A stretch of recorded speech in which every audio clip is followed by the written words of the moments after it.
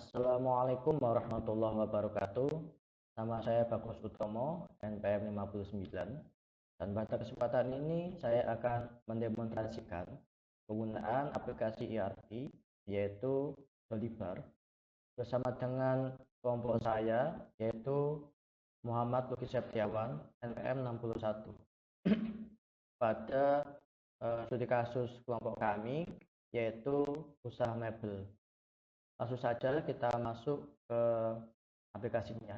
Di sini kami menggunakan Dolibar Cloud. Saya masuk dulu.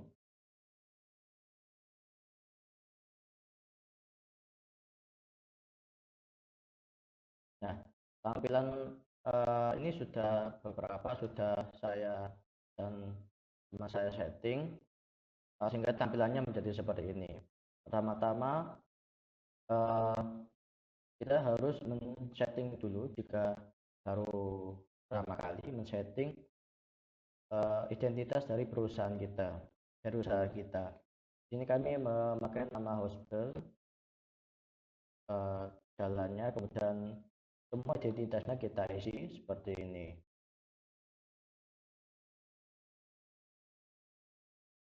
Kemudian kita isi juga dan bukanya, pokoknya semua identitas tentang usaha organisasi kita. Kemudian setelah itu kita bisa mengaktifkan modul-modul apa saja yang akan kita gunakan pada aplikasi ini. Di sini contoh pada manajemen sumber daya manusia kami menggunakan modul pengguna dan grup. Itu di sini. Gunanya untuk bisa membuat karyawan ataupun pengguna yang lain. Kemudian pada modul CRM, di sini kami mengaktifkan modul pihak ketiga, yaitu untuk pelanggan, kemudian supplier, dan yang lainnya. Kemudian kita juga mengaktifkan pesanan penjualan, kemudian untuk pengiriman, yaitu untuk modul CRM. Kemudian untuk modul selanjutnya kita juga mengaktifkan modul vendor pada vendor relationship management. Ini kita juga mengaktifkan modul akuntansi, yaitu modul nota, yaitu untuk nanti invoice-nya, kemudian pajak dan biaya yang lain-lainnya. Kemudian kita mengaktifkan modul bank dan uang tunai, kemudian juga akuntansi yang sederhana dan pembayaran debit atau yang lainnya. Kemudian untuk manajemen produk, kami mengaktifkan modul produk, kemudian modul stok, modul varian produk, dan modul BOM atau bill of material, dan juga modul manufacturing, pesanan manufaktur. Selanjutnya itu saja modul-modul yang kita aktifkan. Selanjutnya ini bisa diatur sendiri sesuai dengan kebutuhannya masing-masing. Dan di sini saya akan mendemonstrasikan pada bagian third party atau pihak ketiga yang berisi vendor atau supplier, kemudian pelanggan, kemudian prospek atau calon pelanggan kita. Kemudian kita juga di sini bisa mengisikan kontak atau alamat pada pihak ketiga kita. Di sini adalah daftar-daftar yang sudah kita inputkan sebelumnya. Di sini juga ada statistiknya untuk pihak ketiga. Kemudian saya akan mendemonstrasikan pada modul produk. Jadi di sini kita bisa menambahkan produk, kemudian juga stok, kemudian kita bisa menambahkan gudang dan menambahkan pengiriman. Kemudian selanjutnya saya akan juga menjelaskan bagian bank untuk menambahkan akun bank dan yang lainnya. Kemudian juga pada bagian akuntansi untuk pelaporan arus uang masuk dan keluar. Langsung saja, sisanya yang terakhir untuk MFI perdagangan dan tagihan nanti akan dijelaskan oleh teman saya Muhammad Luki. Langsung saja di sini saya akan mendemonstrasikan untuk modul pihak ketiga. Yang pertama kita bisa menambahkan pihak ketiga baru.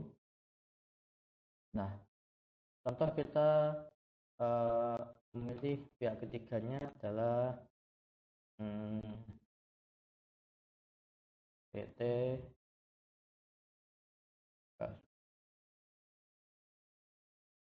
Kita berikan alias, contoh aliasnya adalah apa ya, pabrik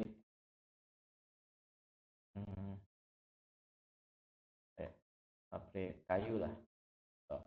Kemudian kita pilih ya ini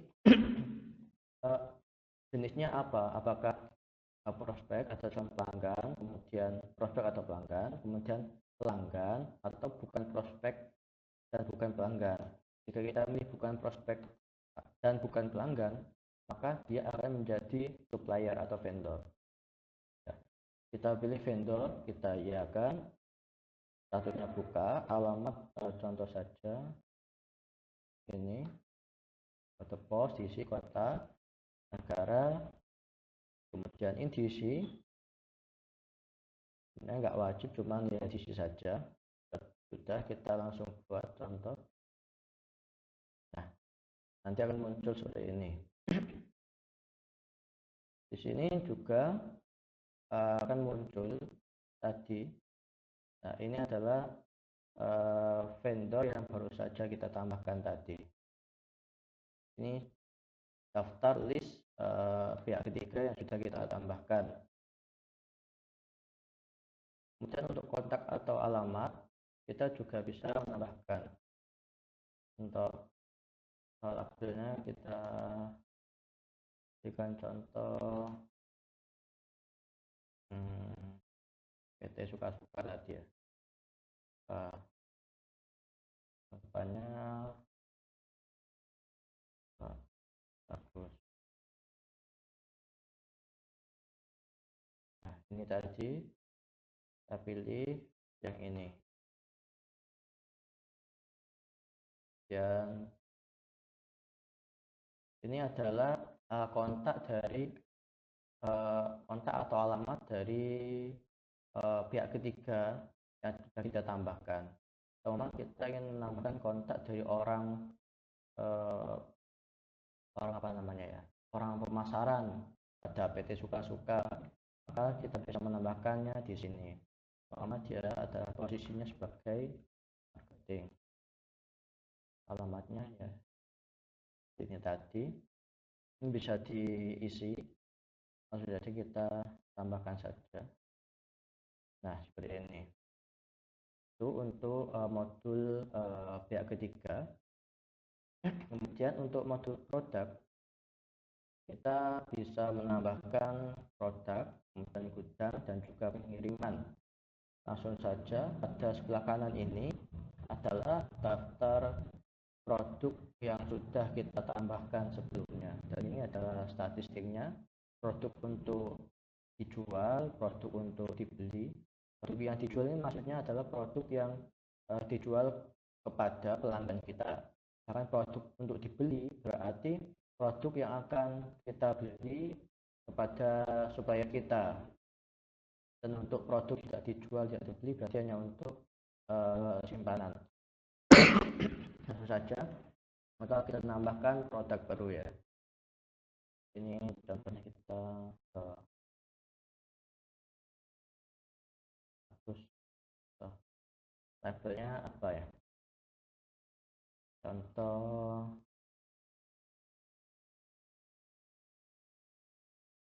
cat kayu. Ini contoh saja. Nah, statusnya untuk apa? Dijual atau tidak? Contoh kita cat kayu itu kan jangan kita pakai ini aja. Contoh produk kita kursi lipat. Nah, ini adalah produk kita untuk dijual, tapi tidak untuk dibeli. Maksudnya bukan kita yang melakukan pembelian. Ini bisa diisi keterangannya, kita pilih gudang. Di sini sudah ada 2 gudang, nanti kita akan lihat. Lantas stok untuk waspada yaitu berapa stok minimal ketika dia ada peringatan. Contoh kita masukkan 5. Kemudian stok yang diinginkan, kita lihat jumlah stoknya akan menjadi yang digunakan untuk mengisi stok dengan fitur pengisian ulang. Nah, jadi stok yang kita inginkan untuk nanti diisi ulang stoknya berapa? Contoh 20. Nah, ini adalah produk, sifat produknya untuk apa? Yaitu produk yang diproduksi. Bobotnya contoh 5 kilo, panjang contoh 60, 60, 100. Ini hanya contoh saja. Meter. Ini biarkan saja. Versi Indonesia.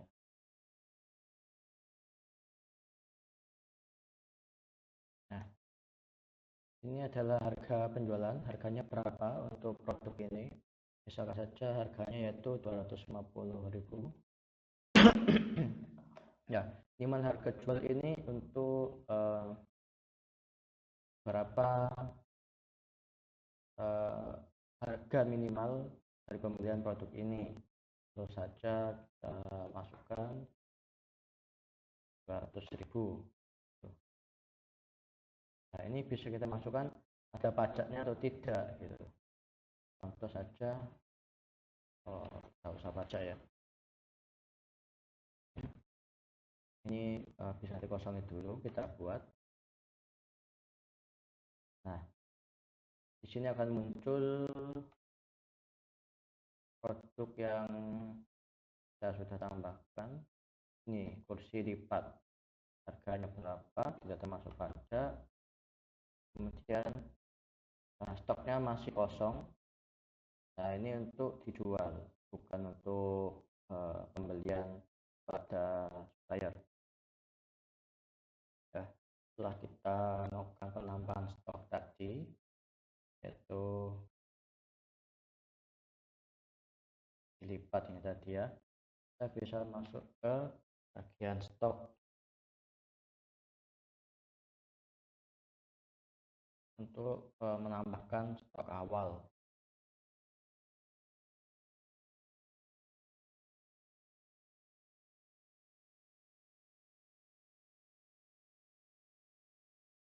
Nah, muncul tampilan seperti ini. Nah, ini adalah daftar-daftar produk dan stoknya. Contoh kita tadi adalah kursi lipat. Nah, tadi kan batas stoknya yang minimal adalah 5 untuk dapat peringatan. Kemudian stok yang digunakan ketika untuk melakukan penambah stok adalah 20. Ini stok fisiknya masih 0, virtualnya masih 0, dan belum ada pergerakan ya. Nah, karena kita belum menambahkan stok. Nah, stok ini bisa didapat melalui kita melakukan penambahan stok dan namanya kita membeli produk dari vendor atau dari supplier. Kemudian kita jika sudah membeli maka akan bertambah. Contoh seperti cat kayu ini ya, ini adalah stok dari pembelian dari supplier. Nah,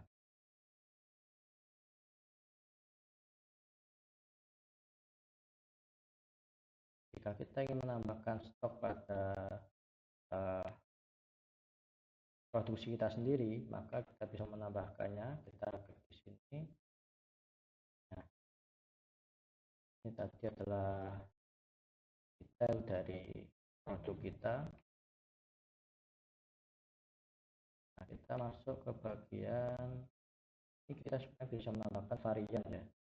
varian dari produk kita yang kita skip dulu aja, kita masuk ke ketersediaan. Nah ini kan stoknya masih nol kan ya. Nah kita bisa menambahkan stok dengan metode yang ini. Jika kita memilih transfer stok, maka gunanya untuk mentransfer stok dari gudang satu ke gudang yang lain. Itu. Tapi jika kita ingin menambahkan stok, itu dengan mengklik stok yang ini, kemudian berapa jumlah stok yang ingin kita tambahkan. Contoh misalnya menambahkan stok 20 ya. Ini akan secara otomatis untuk harga pembelian sesuai dengan harga kita ini ya, harga ini. Jika sudah, kita bisa menyimpan. Nah, maka akan bertambah stok fisiknya dan virtual dari 20 karena sudah kita tambahkan tadi. Nah, ini adalah penambah stok secara manual. Ya, kunci lipat ini 20. Seperti yang katakan tadi, jika kita melakukan pembelian kepada supplier atau vendor, maka stok juga akan bertambah secara otomatis untuk produk-produk yang menjadi produk material dari yang akan kita produksi, seperti contoh cat, terus kaca, kemudian kayu, lem, paku, dan yang lainnya. Itu. Ini juga ada gudang. Nah, gudang ini adalah gudang yang sudah menambahkan sebelumnya, gudang 1 dan gudang 2. Pertama untuk gudang stok, kemudian yang kedua untuk gudang bahan baku. Ini sama untuk menambahkannya, kita tinggal isi saja seperti ini. Kalau kita masukkan gudang 3, lokasinya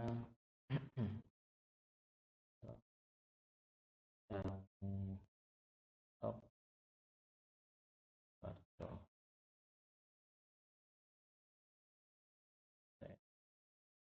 Masuk ke contoh alamat ini ya.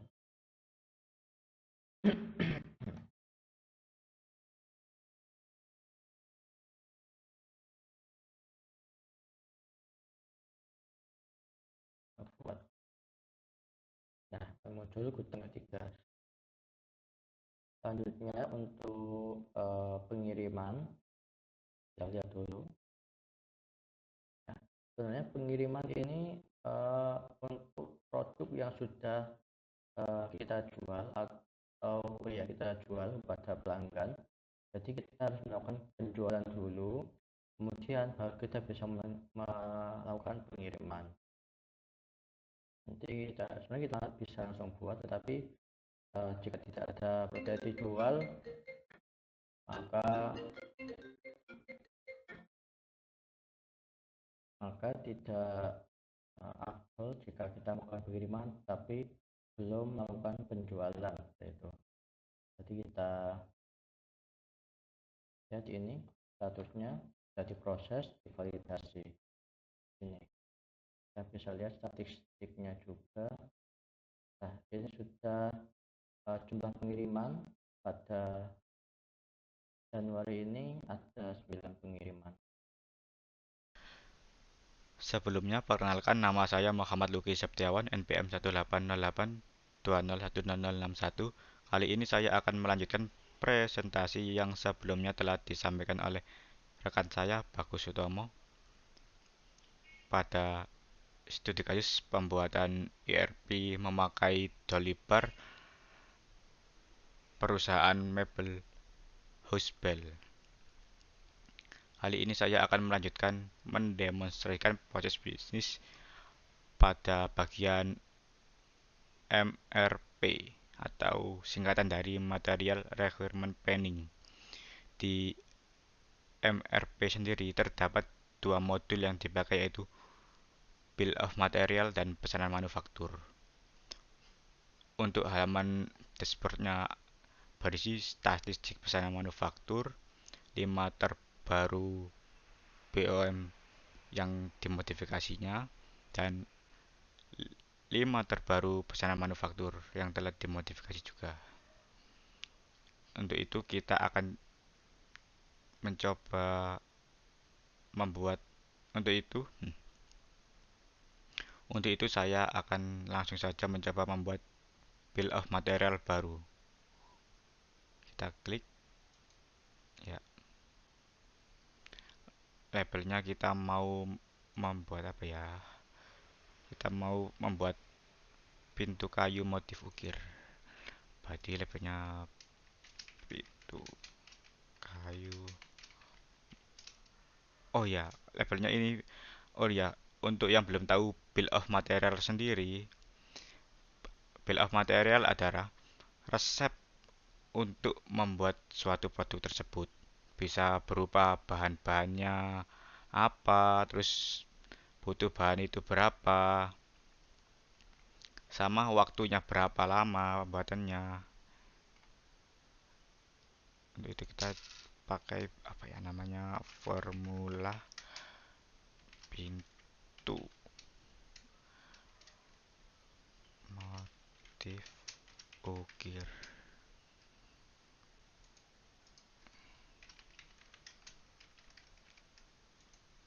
Kita masukin keterangan juga sama perkiraan durasi pembuatannya 7.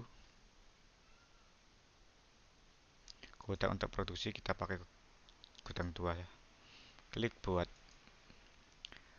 Setelah BOM-nya sudah jadi, maka konsepnya ini harus kita isi bahan-bahan apa saja yang masuk ke dalam BOM ini.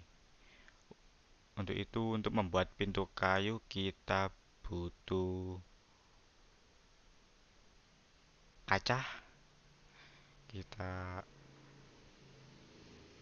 menambahkan. Oke, kita butuh 1 kaca.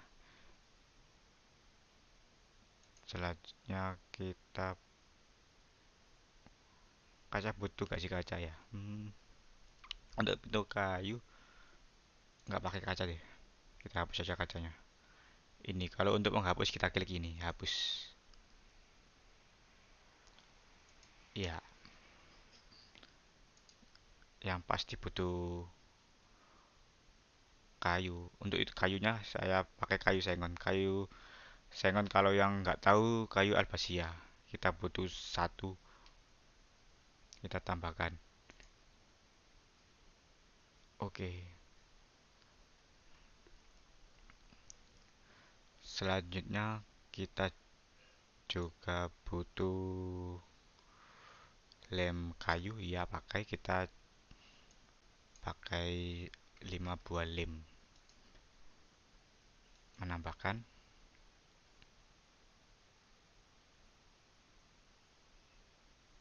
Enggak sih, kita edit aja. Kita butuh gak sih 5 buah lem itu? Kalau nggak butuh ya kita bisa kurangi seperti ini. Kita kurangi jadi cuma butuh 2. Klik menyimpan. Setelah itu butuh apa saja lagi? Butuh cat. Ya, kita pasti cat. Pakai 1 kaleng. Menambahkan. Butuh kayu, lem, cat,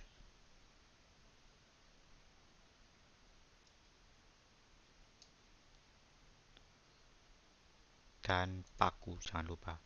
Pakunya sih saya pakai asumsikannya 10. Klik menambahkan.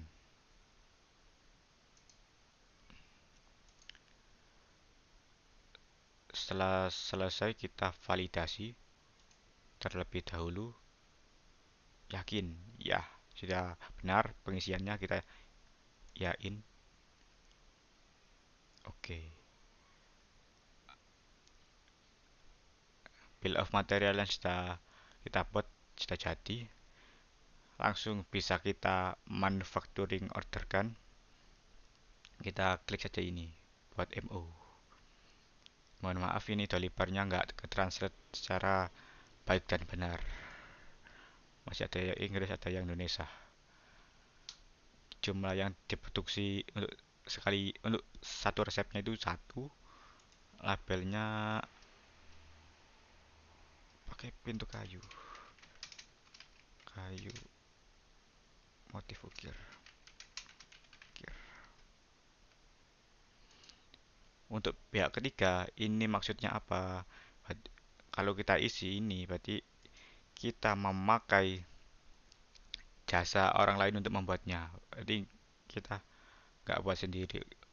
Untuk yang saya contohkan kali ini kita buat di perusahaan sendiri, berarti nggak pakai pihak ketiga. Kita kosongi gudang untuk produksi, pakai gudang bahan baku, tanggal mulai sekarang, tanggal akhir sekarang. Kita klik buat.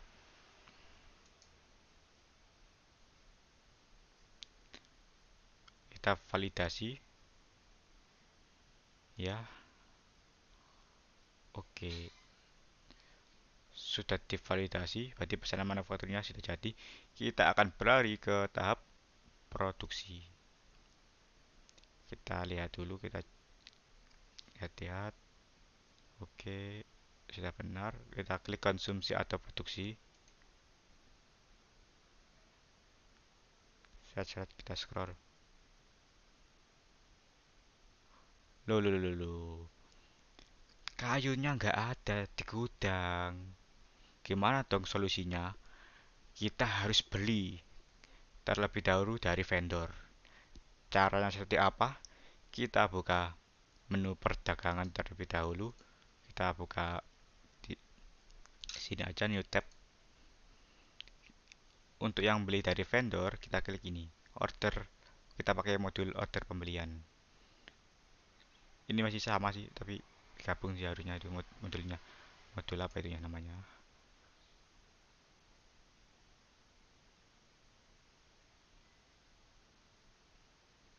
Kalau di sini namanya pakai modul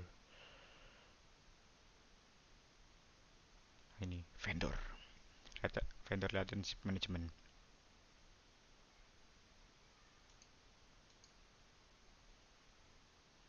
Klik saja pesanan baru. Kita mau beli kayu sengon.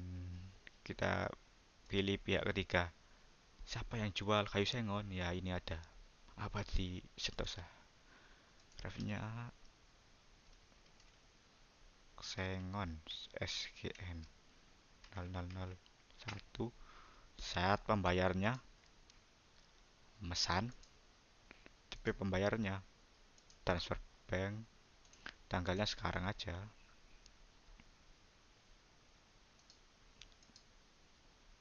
Oke, kosongin aja gak apa-apa ini. Kalau buat diisi juga gak masalah. Seperti ini. Pesan kayu sengon. Klik buat konsep. Apakah sudah sesuai? Ya, kita klik produknya. Ya ini. Dia jual kayu sengon, harganya 750.000. Kita butuh kayu berapa ya untuk membuat pintu? Kita butuh cuma satu kan tadi ya mintanya. Berarti kita jaga-jaga untuk stok di gudang nanti. Berarti kita beli dua. Klik menambahkan. Validasi dan setujui. Wah, ada pajaknya 10%. Jadi totalnya 825.000. Setuju ya? Oke. Iya.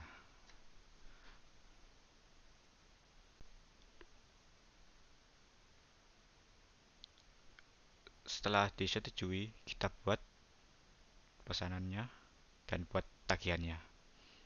Kita buat pesanan di sini, tab ini aja. Biar nanti biar refreshnya cepat. Pesanan jamnya kita klik aja sekarang. Metode pesanannya kita pakai yang online, komentar.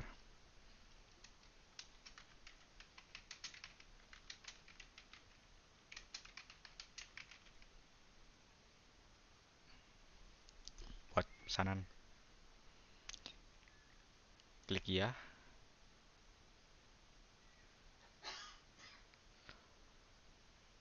Wah, ternyata belum ditagih. Kita nggak bisa terima barang terlebih dahulu. Kita harus buat tagihannya. Label kayu sengon. Sekarang kita belum bayar kok bisa-bisanya terima barang. Nanti error kalau langsung diminta itu. Kita buat konsep. Oke, sisa belum dibayarnya 1.655.000.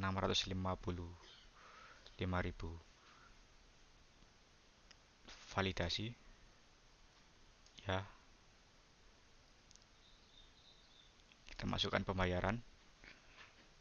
Transfer 1.650.000. Langsung saja full transfernya kitanya. Bisa beberapa kali transfer, tapi kalau ini bukan kredit kan, jadi nggak bisa langsung diproses kalau belum full dibayar 1.650.000-nya. Kita bayar full aja. Oh ya, tanggalnya lupa, sampai kelupaan. Kita aja tanggal sekarang. Kita bayar. Sudah bayar, validasi. Ya, sudah belum bayarnya sudah nol. Sudah siap untuk ini. Kita refresh. Oke. Kita terima. Kita terima. Setelah kita pesan ya, kita terima. Itu aja simpelnya. Kita terima dua-duanya langsung sekaligus ke gudang 002. Klik button menerima. Oke. Apakah sudah selesai? Kita lihat dulu. Produk diterima. Oke. Untuk memastikannya, kita klik saja produk. Kita ceknya di stoknya. Apakah sudah masuk stok? Kayu sengon 2 1. Kenapa 1? Karena satunya kita proses di sini. Berarti yang mau digunakan satu ini sudah otomatis kepakai di virtualnya. Kalau sudah terkirim, baru stok fisik satunya ini, yang dua ini harus nanti berkurang satu. Kita lihat, kita buktikan sama-sama. Ini pakai satu, lemnya 2. Oh ya, belum di refresh, lupa. Di sini masih 0 stoknya. Sudah masuk 2 kan? Pakai 1 2 1 10. Untuk menghasilkan satu pintu butuh bahan-bahannya seperti ini. Ada kayu, ada lem, ada cat, ada paku.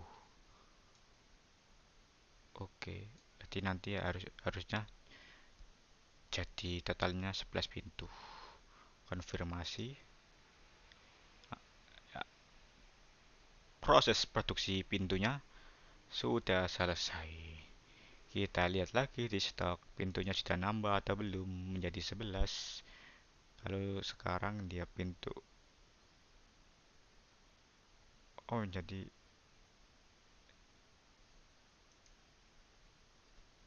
oh ya jadi 2, benar benar benar, nambah satu stoknya. Kok 11? Jadi 2, satu ya 2. Kayu sengonnya lah kita berkurangan jadi satu. Berarti sudah selesai prosesnya. Kita lihat ya pergerakannya, kita pastikan pergerakannya apakah sudah pas pergerakan tadi dan benar. Penurunan stok lem kayu -2, cat kayu -1. Oke, peningkatan stok dari pintunya, oke benar. Kayu sengonnya -1 juga benar. Pakunya -10 benar. Sukses. Yang terakhir, kita produksi ya, kita jual. Pintu kayunya masih sama caranya. Kita klik tagihan terbayar. Oh salah, kita klik perdagangan.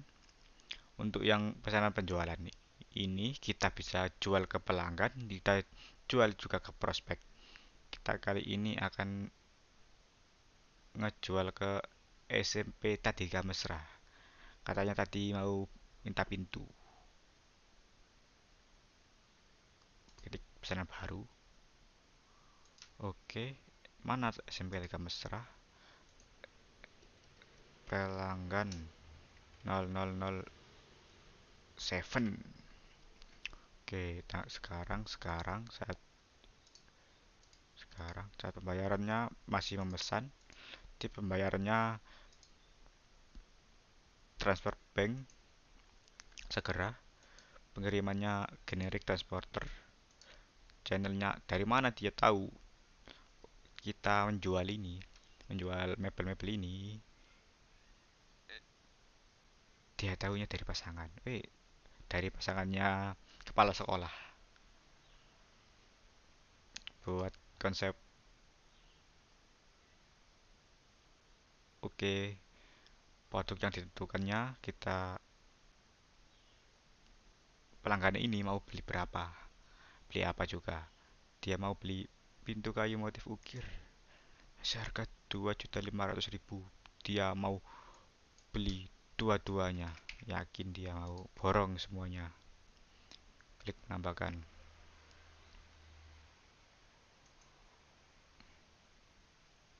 Oke, validasi seperti biasa. Iya, saya yakin. Orderannya sudah, statusnya sudah divalidasi, berarti sudah masuk ke sini. Jadi untuk tahap selanjutnya harus sampai diproses. Caranya kita buat tagihan dulu aja lah. Bisa ditagih ini belum bayar, bayar. Mau dikirim aja. Sekarang masih sama. Banknya BRI. Oke, buat konsep validasi. Ya, langsung masukkan pembayaran. Masih sama sih, sama yang ini. Hampir-hampir mirip lah. 5 juta. Kali ini kita akan coba 2 kali transfer. Soalnya ATM-nya belum ATM yang bagus, masih ATM ecek-ecek. Jadi nggak bisa transfer lebih dari 2,5 juta. Hitungannya gitu aja ini. 2500 000.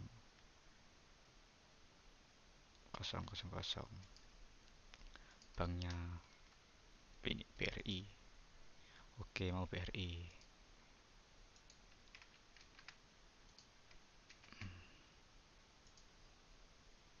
Oh, tanggalnya lupa. Validasi bayar setengah. Gak bisa, kalau bayar setengah harus dilunasin, bro. Yoi, bayar lagi. 2,5 juta juga. Banknya BRI 2,5 juta. Nah, oh ya, tanggalnya lupa. Bayar, validasi. Ya, sudah siap untuk dikirim.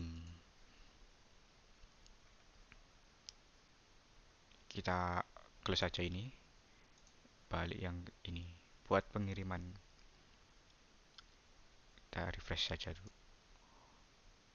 Oke, sudah di refresh. Takutnya nggak refresh otomatis itu. Sumbernya dari pasangan, beratnya 20 kilo untuk 2 pintu. Volumenya oke, data kirim. Dari mana tadi gudangnya? Gudang 2 ya produknya ya. Buat pengiriman. Ya, ini catatannya. Ini Pak, 2 pintu untuk sekolahnya.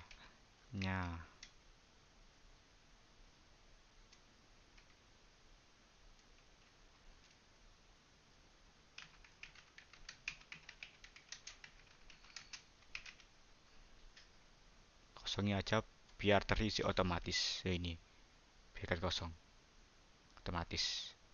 Buat yang nggak mau susah ngitung ini, dia biar otomatis. Nomor dia pakai apa ya, pakai tiki, tiki resinya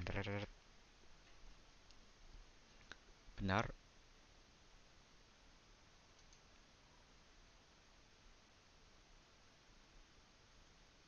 Yoi, benar. Di gudangnya ada 11 nyata. 11 banyak juga ya di gudang kayu ini. Pintu kayu motif ukirnya validasi ya. Oh,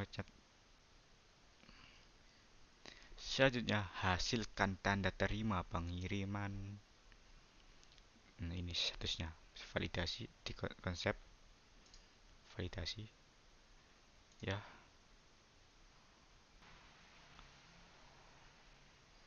Kita klik ini lembar pengiriman, kita tutup. Kalau untuk yang ditutup tadi, pengirimannya sudah selesai alias sudah diterima, kita tutup saja. Klik tutup. Oke, kita cek dulu ke produknya apakah sudah selesai, sudah berkurang kah produknya. Wah, sudah benar, sudah jual dua. Di gudang banyak tapi yang di sini stoknya ini cuma dua tadi. Oke, masuk masuk.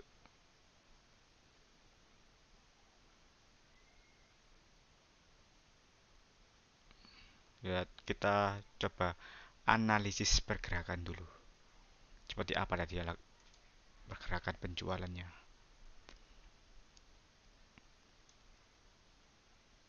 Penurunan stok dari pintu kayu motif ukir 2. Oke.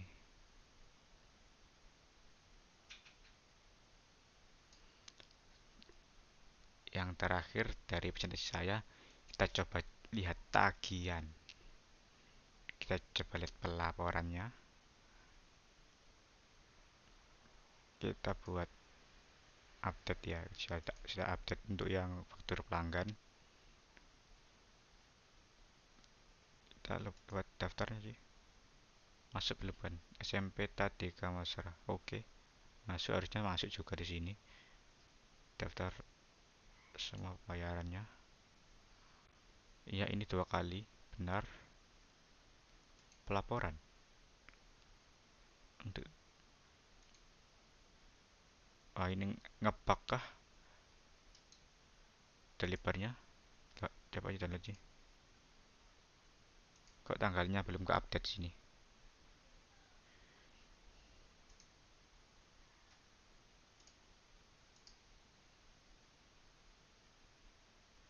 Oh enggak, ya ngebug ngebug ini tanggal ini. Agak mabuk delivernya ini. Tapi kalau dilihat ini sudah ada ini, yang tadi ini dua ini. Oke, normal. Delivernya aja sih yang banyak bug ini. Oh ya, dan yang terakhir kita belum ngecek yang faktur vendor. Tadi kita ngapain ya? Kita beli kayu sengon seharga 1.500.000. Apakah sudah masuk di pelaporan? Kita buat, sudah terupdate. Jamnya ini ngaco ini. Pakai sana soalnya. Nggak pakai GMT plus 7 harusnya, ini yang salahnya di sini. Ya, kita download.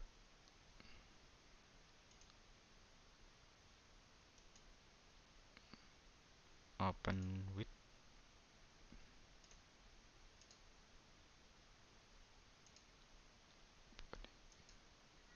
Oke, masuk. 1.650.000 sengon.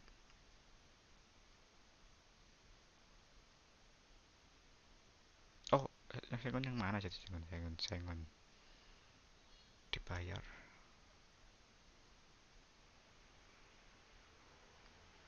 Oh iya,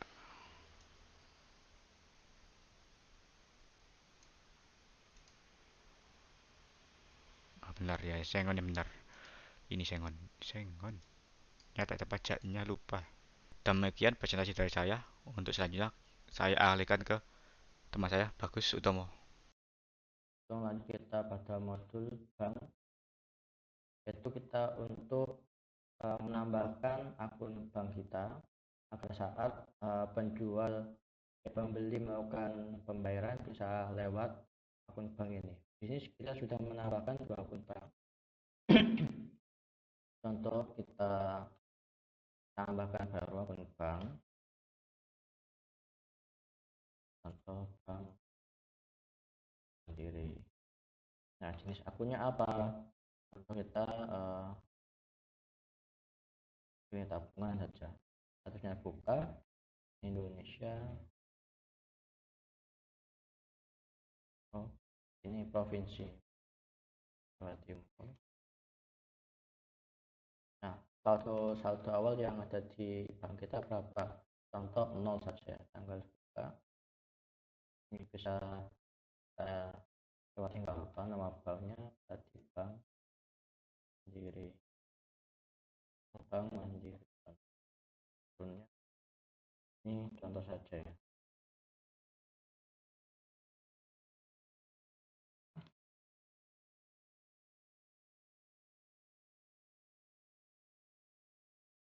Ya, kita bisa membuat akun bank. Nah, akan tambah untuk akun banknya. Contoh di sini entry-nya untuk Bank BRI sudah ada 17 entry. Nah, ini yaitu pembayaran pelanggan, pembayaran vendor, pembayaran ini. Itu ketika pelanggan melakukan pembayaran pada kita lewat bank transfer bank ini atau pembayaran untuk vendor pembelian dari bomnya.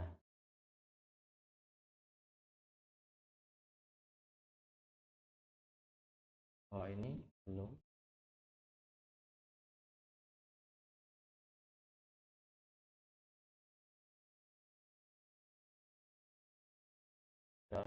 Nah yang paling penting adalah untuk mengatur akun bank ini. Yang lain saya bisa baikkan dulu, tidak apa-apa. Selanjutnya untuk modul akuntansi, di sini adalah modul untuk laporan uang keluar dan masuk kita. Contoh ini pendapatan kita selama 2021 yaitu sudah, nah kita sebanyak ini berapa ini, 10 juta 10 juta sekian. Nah, ini dapat dari mana? Dapat ketika apa namanya, pembeli melakukan pembelian pada produk kita ini, kemudian juga dikurangi dengan kita melakukan pembelian kepada vendor, kepada supplier ini contohnya. Jadi ketika pembeli melakukan pembelian maka akan bertambah, jika kita yang melakukan pembelian kepada vendor maka akan berkurang. Nah, sehingga keuntungan bersih kita yaitu sekitar ini tadi 10 juta ini tadi. Nah, ini sama ya. Itu untuk melihat pelaporan.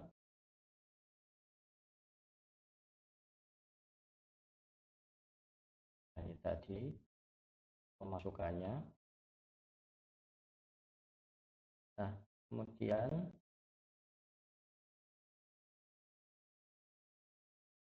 kita juga bisa melakukan ekspor ya, ekspor apa namanya, pelaporan keuangan kita. Nah, ini total pendapatan, ini total pengeluaran, hingga ini seperti ini. Jika tidak termasuk pajak, ini yang total termasuk pajak. Kita bisa unduh.